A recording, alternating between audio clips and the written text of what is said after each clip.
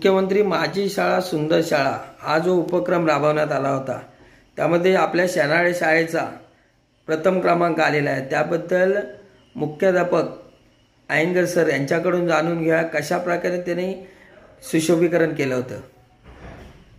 मी मुख्याध्यापक सुनील अयंगर, ISO मानांकित जिल्हा परिषद पूर्ण प्राथमिक आदर्श शाळा शेनाळे या शाळेनं गेले वर्षभर अनेक उपक्रम आम्ही राबवले आणि यावर्षी महाराष्ट्र शासनानं मुख्यमंत्री माझी शाळा सुंदर शाळा ही स्पर्धा आयोजित केली आणि त्या स्पर्धेच्या निमित्तानं आम्ही त्या स्पर्धेत उतरण्यासाठी खूप असे प्रयत्न केले।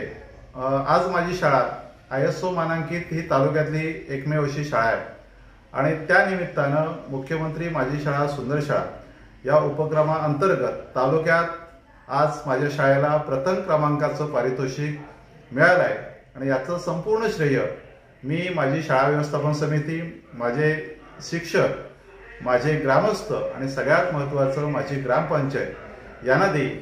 कारण या सगळ्यांच्या एकत्रित प्रयत्नानं आज शाळेचं वैभव उभं राहिलेलं आहे। आम्ही शाळेचं एक ब्रीदवाक्य दिलंय की शाळा माझी मी शाळेच्या आणि प्रत्येकाच्या मनामध्ये हे ब्रीदवाक्य आज रुजवण्यामध्ये आम्ही यशस्वी झालो आणि त्याचाच परिपाक म्हणून आज शाळेचं वैभव उभं राहिलंय। नुसतं शाळेचं बाह्यांग उभं राहिलंय असं नाही आहे, तर शाळेचं अंतरंग आमची मुलं सुद्धा वेगवेगळ्या स्पर्धांमध्ये आम्ही पुढे घेऊन निघालेलो आहोत। सातत्यपूर्ण वर्षभर नाविन्यपूर्ण उपक्रम राबवणारी शाळा अशी तालुक्यात आमच्या शाळेची वाहवा प्रत्येक व्यक्तीकडून करण्यात आलेली आहे आणि त्यांची प्रेरणा हीच आमची काम करण्याची ऊर्जा आहे आणि त्याचमुळं आजचं यश आम्हाला मिळालेलं आहे। माझी शाळा सुंदर शाळा मुख्यमंत्री यामार्फत जो उपक्रम राबवला त्यामुळे शाळेमध्ये काय बदल झाला?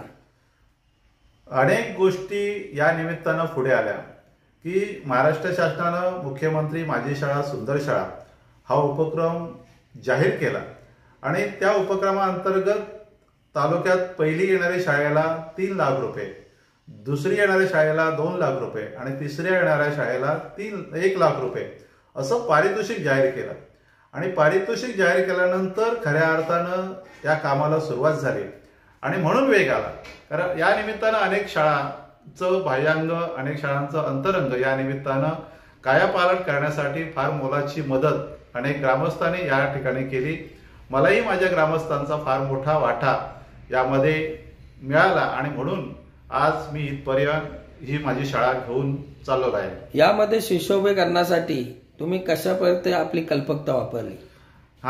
माझी शाळा सुंदर शाळा यामध्ये 60 गुण आणि 40 गुण असे 100 गुणांचं परीक्षण होतं आणि प्रत्येक पॉइंटला त्यांनी गुणदान कसं करावं, गुणदान किती असेल याचं मूल्यमापन तक्ता तयार करण्यात आलेला होता।